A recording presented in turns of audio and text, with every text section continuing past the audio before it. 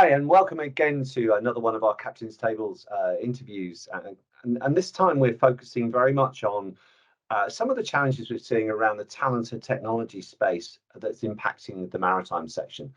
And I'm delighted to be joined by colleagues from HFW. And rather than me introducing them, maybe I can ask them just to tell us a little bit about themselves. So go around the screen. Catherine, to you. Good morning. Thank you, Chris. My name is Catherine Salem-Rope. I'm a legal director at HFW. I'm a transactional lawyer and I focus on logistics, supply chain, ports and terminals, and shipping. Matt? Hi, I'm Matt Wilmsus. I'm a partner in HFW. I'm a shipping lawyer with a particular focus on logistics and container shipping. I have a real passion for shipping and a fascination with technology, so very happy to be here today. Thanks, Matt. Claire? Thanks, Chris. So my name is Claire Womersley. I'm a partner and master mariner at HFW in the shipping team as well. I have a former background of actually sailing on board very large cruise vessels. So since I've come ashore and started practicing ashore, I have a focus on passenger shipping and also personal injury claims in addition to wet casualty work. Fantastic, thanks, Claire. And finally, Paul. Thank you, Chris. My name is Paul Dean. I'm the Global Head of Shipping at HFW, where I've been for the last 34 years with a very broad shipping practice. Thank you very much. And again, thank you to you all for taking some time to join us this morning. As you would have seen from the Captain's Table over the last couple of years, the idea behind the competition is really to drive and encourage innovation and creativity into what is a very, very old business sector. And I'm really keen to get your views maybe about some of the challenges you're seeing. So Matt, maybe a question to start with. What are some of the biggest talent and or technology challenges and indeed or opportunities that you're currently seeing in the sector? Thanks, Chris. That's an interesting question. I think for me, and I'll focus on technology challenges, it's around adoption and it's the desire for adoption. So we're in an industry that's been working the same way for an awfully long time. Until there's a real need for change, I think that technology will remain a challenge for those looking to get into the space. And I think we can look at that around speed of adoption and cost of adoption as well. It's not easy for a newcomer to come into the industry, which is hugely segmented, fragmented, and break in with a new product. And of course, that new product is always going to come at cost, not just the cost of buying the product, but implementing the product as well. And many involved in the supply chain and shipping sector are having to focus their investments at other places at the moment. So, for example, around the move to green and investing in that side. So that's where I see the challenges. And I don't think we're particularly quick to change as an industry until we really have to. And I'll give you two examples: the move to green and also cyber attacks, which no one was really looking at until a number of operators were badly hit in 2017. But there I also see the opportunities as well, because the opportunities are following the changes that are being forced in. So whether it's by new regulations on moving to green or real life challenges like cyber attacks, they are the ones that people in the shipping industry are going to be looking at, because they're the problems that either they have to change from a business critical perspective or they're being forced to change by the regulator. So I think that's where the opportunities are, following that forced move rather than the nice to have move, which is always going to be slower. Yeah, I couldn't agree. Thanks, Matt. That's great. Maybe Claire, maybe your thoughts, please. Sure. I mean, for me, it's easier to pick up on the talent side, obviously having the background of actually being at sea and seeing what the issues are there. And I think that can be broken down into a number of sections. I mean, to start with, there's always been a resourcing problem of actually getting crews onto ships. That's existed, since the start of time, but it has been accentuated over the years. And I think there's two reasons for that. One is just a tolerance.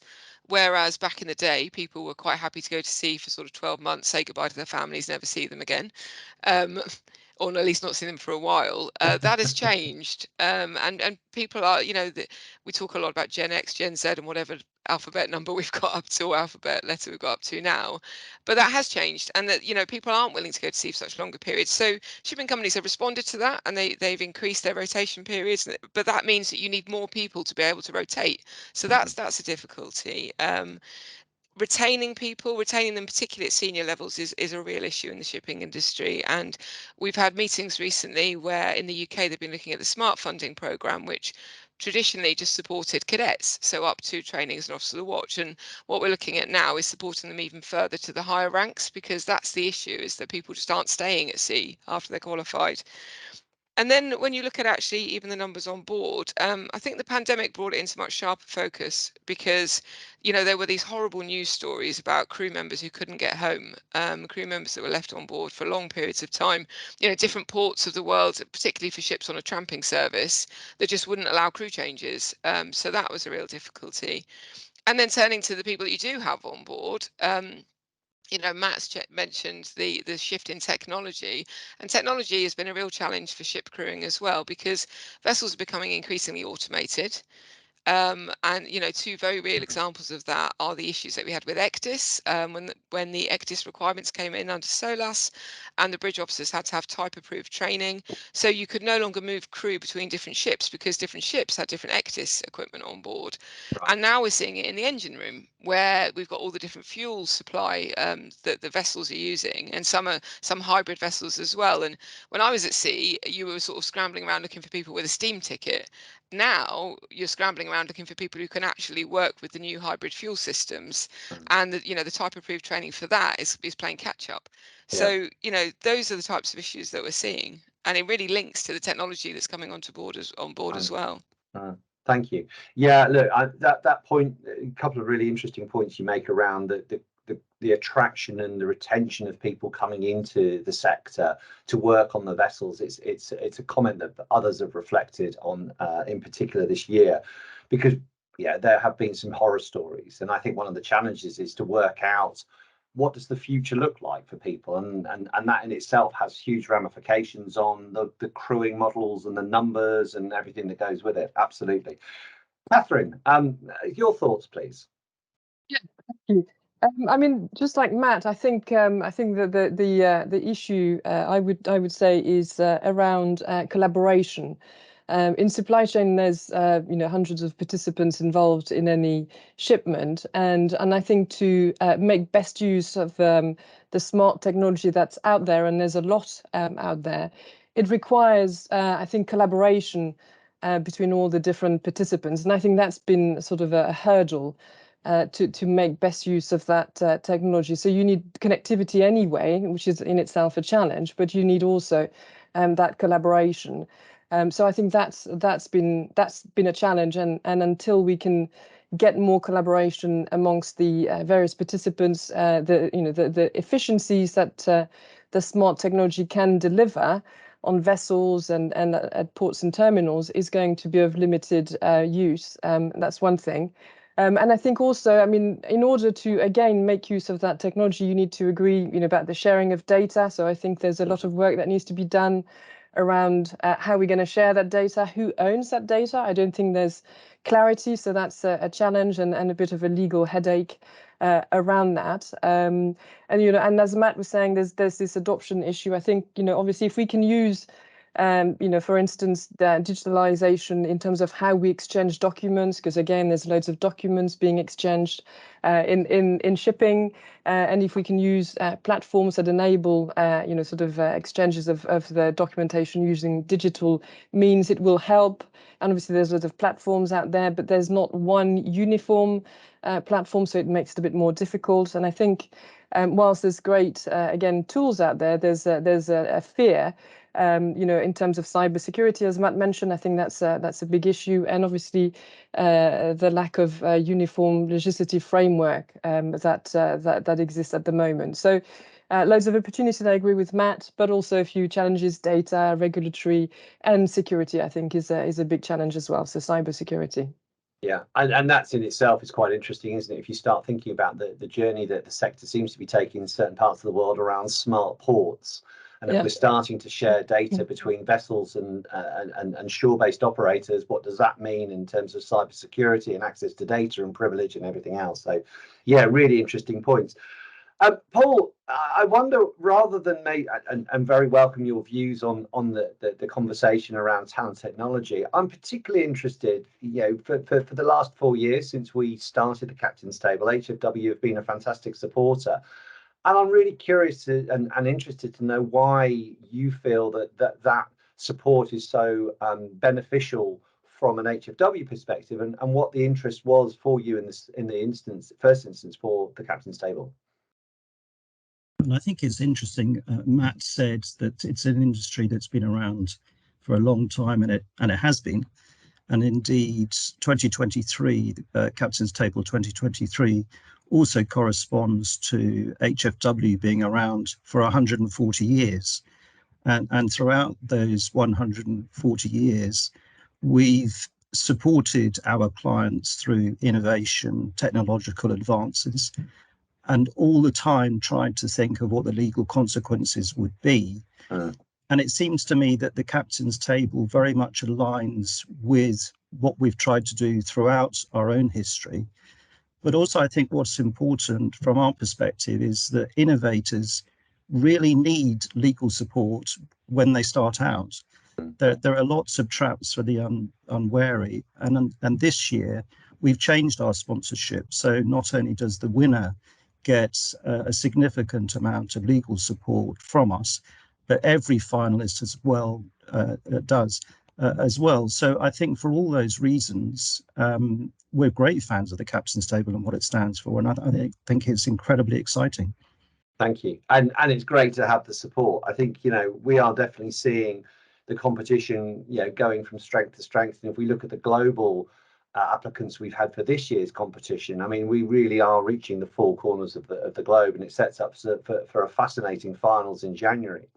I'm very conscious of time, but I'm curious, maybe one final question for you all, and it is around, if we think about your experiences and your observations, what couple of sort of pieces of advice would you give to innovators trying to break into the maritime or logistics sectors? Maybe sort of Claire, if I can start with you. Yeah, I mean, shipping is a very dense industry, and people always say that. Understanding the industry, understanding the language, we speak an entirely different language. So getting to grips with that and just understanding the relationships between all the players and the stakeholders is very, very important. So the relationship between the owners, the insurers, etc., the consultants, and the role that we all play, I think that's very helpful. Knowledge is power. So getting to know the industry. Okay, fantastic. Thank you. Paul, I'm not going to leave you to last this time. Paul, your thoughts of sort of tips or advice? Well, I think my starting point is that shipping really is a fantastic industry. It really gets under your skin, and it runs in your veins. But I think what I would say is that there are traps for the unwary, and you need to be aware of what those traps are. Okay, thank you. Catherine? I would say, I mean, I agree with Claire. It's a unique world, I think, the world of shipping. Yes, totally. The importance of understanding how the industry works and how the different participants interact with each other. Because when you do what I do, which is drafting contracts, if you don't understand where everybody fits and what their respective roles and responsibilities are, it just makes it difficult to ensure that the contractual frameworks are going to work. So and a deep understanding of how the industry works is key before you try and do anything. That would be my recommendation. Fantastic, thank you. And Matt, maybe the last words with you. Thanks, Chris. I totally agree with the common theme there. Understand the industry and understand the risks. That's going to be crucial, not just to getting into it, but to stay in the maritime sector, to be more than just a few years. Otherwise, I think I'd give some advice around the potential, which is just to encourage people. The potential is massive. It is an industry that is going to change a lot over the next 5 to 10, 15 years. So if you come up with the right products and services and you can sell it well, then you're going to be very successful. But the piece of advice I'd end on is not to forget everything that's gone in the past with new technology, new services, new opportunities. whatever comes in to change the industry has got to understand and acknowledge and work with what exists and what has existed for hundreds of years and change it in a better way rather than completely throwing it out and trying to start again. Because I think if you go down that latter route, you're going to face a real challenge from many participants in the industry. Yeah, thank you. That's a really interesting observation, that history piece. It's a conversation I had with Matt Treadwell from Lloyd's Register, and we were talking about the re-emergence of sale and how that started. There's some trials around that. So let's look back as much as looking forward. Thank you.